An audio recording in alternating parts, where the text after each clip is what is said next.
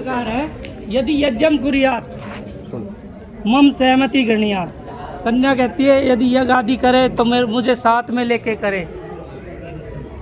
आप अपने घर के अंदर किसी भी प्रकार का, पहला वचन यदि यज्ञम कुर्यात तस्मिन् अपि मम सम्मतिं ग्रहणीयात्। आप अपने घर के अंदर किसी भी प्रकार का यज्ञ हवन इत्यादि करते हैं तो उसमें मेरी सम्मति अवश्य ले। कन्या का पहला वचन। दूसरा है यदि दानम कुर्यात तस्मिन् अपि मम सम्मतिं ग्रहणीयात्। किसी प्रकार का दान करते हो, गोदान, अन्नदान, वस्त्रदान, उसमें भी मेरी सम्मति अवश्य ले। कन्या का दूसरा वचन। तीसरा है जी अवस्थात्रयम मम पालनम कुर्यात्। हमारी जीने की 3 अवस्थाएं हैं, बाल्यावस्था, युवावस्था और प्रौढ़ावस्था।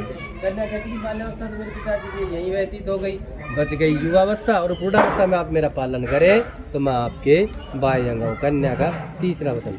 चौथा वचन है जी गवादि पशु क्रिय विक्रिय मम सम्मतिं ग्रहणीयात्। हम सब देहात से ताल्लुकात रखते हैं, गाय और भैंस, ये भी प्रकार का धन है। कौन सा खरीदने का और कौन सा बेचने का। अगर गाय भैंस ना है, वर्तमान में अगर गाय भैंस नहीं है तो कौन सा प्लाट बेचना है भाई, कौन सा फ्लैट बेचना है, कौन सी गाड़ी खरीदनी, कौन किसी प्रकार का क्रिया विक्रिय हो करने का तो उसमें मेरी सम्मति अवश्य ले। करने का चौथा वचन। पांचवा है धनादि गोपने मम सम्मतिं ग्रहणीयात्। बाहर से किसी प्रकार का धन लेकर आते हो उसका गुप्त दान मुझे अवश्य दे। नारी को इसीलिए गृह लक्ष्मी कहा गया। आप पैसे ले आओ, आपने लाकर किसी और को दे दिए, घर में वाद विवाद बढ़ता है। इनको इन चीज़ों का विशेष ज्ञान होता है तो कहती है कि उसका गुप्त स्थान मुझे अवश्य बताए।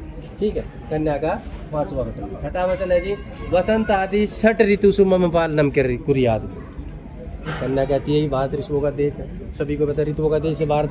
समय समय पर ऋतु आती है, ग्रीष्म, शरद, पतझड़, बसंत, हेमंत, शिशिर इत्यादि। जैसे हम शरद ऋतु चल रही है, कन्या कहती है कि मेरा ऋतुओं के अनुसार पालन करें। जिस प्रकार शरद ऋतु चल रही है, आप कोई गर्म वस्त्र लेकर आते हैं तो मेरे लिए भी कोई गर्म वस्त्र लेकर आए। ऋतुओं के अनुसार मेरा पालन करें तो मैं आपके बाह्यंग हूं। छठा वचन। कन्या का सातवां और आखिरी वचन इंपॉर्टेंट वचन है, महत्वपूर्ण वचन है, ध्यान से सुनो नितिन जी। कन्या कहती है सखीसु मम हास्यम न कुर्यात् तथा च कटु वाक्यम न वदेत्। संस्कृत है, हिंदी यह है सखीसु।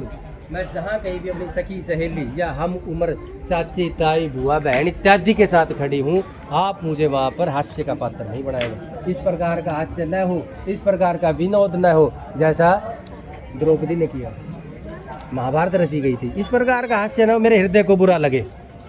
हास्य भी इस प्रकार का होता है जो हृदय को अच्छा लगे। ऐसा हास्य भी न करे, ऐसा मजाक न करे कि जो मुझे बुरा लगे। दूसरा कहते हैं जी कटु वचन। कटु वचन कहते हैं जी गाली गलौज इत्यादि न दे तो मुझे आप स्वीकार। बोलो स्वस्ति। खुशबू ध्यान से सुनो। मैंने सबसे पहले जब यहाँ पर बैठी इनका पूजन किया था, आपके संबंधियों ने भी पूजा किया था, आपके जो माता पिता जब भी थे उन्होंने पैर धुलाए थे, यानी कि इनको साक्षात भगवान का स्वरूप माना गया। तो आज विष्णु भगवान ने आपके साथ तो वचन जो आपने मांगे मान दी, लेकिन ये अब थोड़ा सा हठी हो गए, और वैसे भी विष्णु भगवान हठी है भी। ये कहते हैं कि मैं आपके साथ वचन मानता हूँ तो कुछ मेरे भी मानने हो कि सारी की सारे वचन भरवा ली, लेकिन आपने मेरे तो कुछ मानने ही नहीं। वर क्या कहते हैं, ये पुस्तकें आज की लिखी हुई नहीं है, बहुत पहले की आदिकाल की लिखी हुई है। तो इसके अंदर कुछ पहले की जो वर्णित चीज़ें हैं वर की तरफ से कौन कौन सी ध्यान से सुनो। वर कहता है उद्यान्य मद्यपाने पितृवेशम निवेश आज्ञा भंगो न कर्तव्य वर वाक्य चतुष्टयम। इसके 4 वाक्य हैं, 4 ही वर है वर के। वर कहता है उद्यान। मैंने यह बताया कि वे बाग बगीचे, पहले बाग बगीचे होते थे, वो खेत खलियान में तब्दील हो गए, खेत खलियान प्लाट में तब्दील हो गए, प्लाट फ्लैटों में तब्दील हो गए, और क्या क्या होगा पता नहीं। वर कहता है आपको मेरे उद्यान का नहीं पता, आपको मेरे खेत का नहीं पता, आपको मेरे प्लाट का नहीं पता, आपको किसी बाजार का नहीं पता, आपको तो यहाँ का पता है, मेरे वहाँ का किसी भी चीज़ से आप अनभिज्ञ हो। मेरे घर से बाहर जाते हो तो किसी न किसी से सुखात लेकर अवश्य जाए।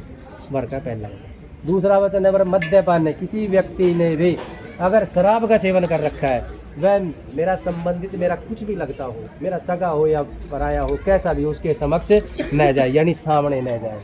तीसरा है पितृवेशम निवेशन। अपने पिता के घर यहाँ जब भी आए मेरी आज्ञा लेकर आए। चौथा और आखिरी वचन वर का है कि तू मेरी आज्ञा का उल्लंघन न करे तो मुझे स्वीकार। बोलो स्वस्थ। दोनों के एक दूसरे के वचन स्वीकार है। अग्नि देवता हिंदू संस्कृति से है, हम सब यहाँ पर हमारा हिंदू जो परिवेश है, और सनातन में अग्नि देवता आज यहाँ पर दिखते हैं। हमारे यहाँ ये बलि प्रदान करती है और साक्षात देवता स्वरूप यहाँ परिक्रमा भी हुई है, और दही देवता की सारी आहुतियाँ ही हमने इसके अंदर डाली है। और देवता स्वरूप आज यहाँ पर ये विद्यमान है। सबसे पहले तो आप अग्नि को साक्षी मानकर अपने वचनों पर अडिग रहोगे, जो हमने बताया वो उसका मनन करोगे, जीवन में धारण करोगे।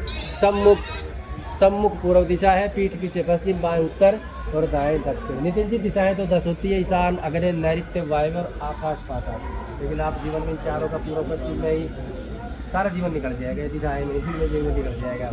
तो इनका ही ध्यान रखना, जीवन अच्छी तरीके से व्यतीत हो जाएगा। एक उत्तरी ध्रुवैया देखना पड़ेगा, हमने भी देखा, आपके पूर्वजों ने भी देखा, देखना पड़ेगा। यहाँ पर एक चमकता हुआ तारा है, आज भी वो अडिग है यहीं पर, चमकता हुआ तारा। कभी देख लेना, मैं अपनी छत पर चढ़ के अच्छी है, पर चढ़ के देख लेना। चमकता हुआ तारा एक अलग ही रोशनी है, अलग ही आप भाई, अलग ही किरण है उसकी। ध्रुव तारा बोलते हैं। ध्रुव तारा बोलते हैं। जिस तरीके से वो ध्रुव तारा अडिग है, आप भी अपने वचनों पर अडिग रहो। ठीक है, आप आराम से खड़ा होना, एक दूसरे को देखना और आप ही शासन पे चले जाना, खुशबू ही शासन पे आ जाएगी।